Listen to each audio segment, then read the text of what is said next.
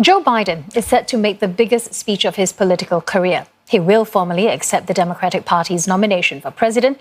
And beside him on the ticket, Senator Kamala Harris, the first Black and Asian American woman to run for the White House. Kamala Harris, for the people. Democrats formally crowned Kamala Harris their candidate for vice president on Wednesday. Her acceptance made history as the first Black and Asian American woman on a major U.S. presidential ticket. Let's fight with conviction. Let's fight with hope. Let's fight with confidence in ourselves and a commitment to each other, to the America we know is possible. The third night of the Democratic National Convention was led by a slate of female headliners building up to Harris's acceptance speech. Political powerhouses Senator Elizabeth Warren and House Speaker Nancy Pelosi, as well as 2016 presidential nominee Hillary Clinton. I wish Donald Trump knew how to be a president. In her speech, Clinton implored Americans to vote in full force, warning them not to repeat the same mistakes of 4 years ago when Democrats won the popular vote but lost the Electoral College to Trump. For 4 years, people have told me, I didn't realize how dangerous he was. I wish I could do it all over. Or worst, I should have voted. Look, this can't be another woulda, coulda, shoulda election. But the highlight of the evening came from Trump's predecessor, Barack Obama. Donald Trump hasn't grown into the job because he can't. The former president spared no words in criticizing his successor, saying Trump had failed to meet the demands of the job. This president and those in power, those who benefit from keeping things the way they are counting on your cynicism. They know they can't win you over with their policies. So they're hoping to make it as hard as possible for you to vote and to convince you that your vote does not matter. That is how they win. Obama closed his speech by making a final appeal to voters, asking them not to lose faith in American democracy despite the chaos of the Trump administration. You can give our democracy new meaning. You can take it to a better place. You're the missing ingredient. The ones who will decide whether or not America becomes the country that fully lives up to its creed. Joe Biden will bring the Democratic National Convention to a conclusion when he formally accepts the presidential nomination on Thursday.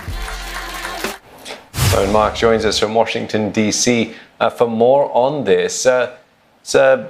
Seeing President Barack Obama again, it's been a while since we've seen him, but the woman of the moment, Kamala Harris, she gave an impassioned speech at the convention. President Trump, has he responded? Well, he was responding in real time, Steve. He was rage tweeting from the White House, a series of Twitter messages written in all capital letters as Kamala Harris and before her, Barack Obama made their speeches to the Democratic Convention. Of Kamala Harris, he said, but didn't she call him, by whom he meant Joe Biden, but didn't she call him a racist? Didn't she say he was incompetent? This, of course, an echo of the surprise that Donald Trump has expressed over the last few days that Joe Biden would have picked as a vice presidential candidate someone who had openly challenged him during debates that were held as the Democrats' presidential candidates were vying for the party's nomination. In fact, Kamala Harris did not call Joe Biden a racist. She expressly said, I do not believe you are a racist. But certainly she was, when she was seeking the presidential nomination, critical of some of Joe Biden's positions. And Donald Trump is trying there to drive a wedge between the two of them. I think the most important aspect of the night in many ways, though, was not actually Kamala Harris's speech. It was the searing fury that Barack Obama brought to his speech last night, simmering as it has been over the course of the last 4 years, an unprecedented moment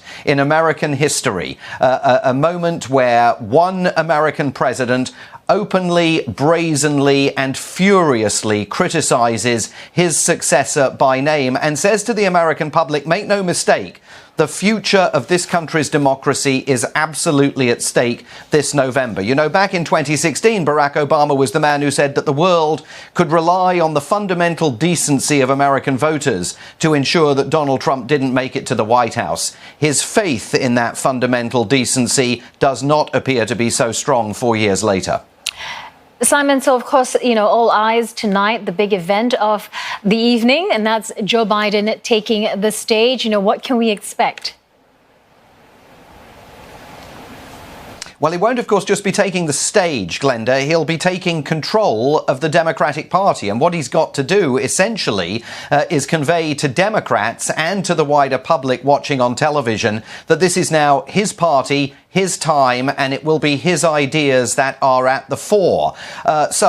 Clearly, enormous pressure on Joe Biden to deliver some sweeping rhetoric during the course of this speech, and also to demonstrate that President Trump's continuing attacks on Joe Biden's cognitive abilities are nothing more than conspiracy theories, and that Joe Biden absolutely can make a compelling address to the Democratic National Convention in this new all-virtual format that COVID-19 has forced on the Democrats. This is a massive moment for Joe Biden. As with Kamala Harris 24 hours ago, his opportunity really to introduce himself to members of the American public. They've known him for decades, of course, because of his service on Capitol Hill and as Barack Obama's vice president. But now, in a way, he's got to do what Hillary Clinton had to do back in 2016. Explain to people once again who he is. In her case, she was presenting an entirely new version of Hillary Clinton to voters. Joe Biden, his entire campaign is built around the notion of authenticity, and he's going to want to find a way of conveying that message in his speech tonight. All right, thanks for that. Our correspondent, Summer Marks in Washington, D.C.